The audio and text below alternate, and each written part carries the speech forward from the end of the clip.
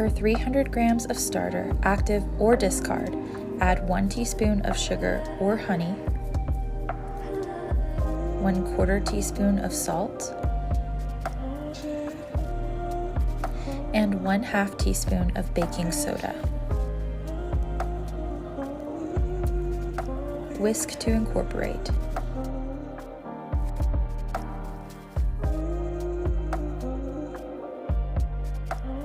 Melt some butter on a griddle.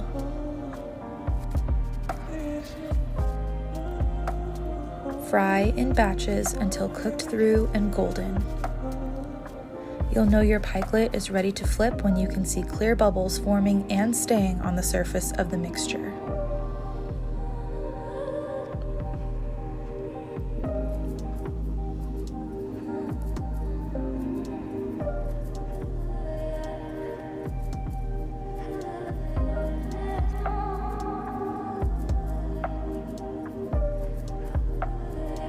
And there you have it, a poor man's crumpet. Enjoy!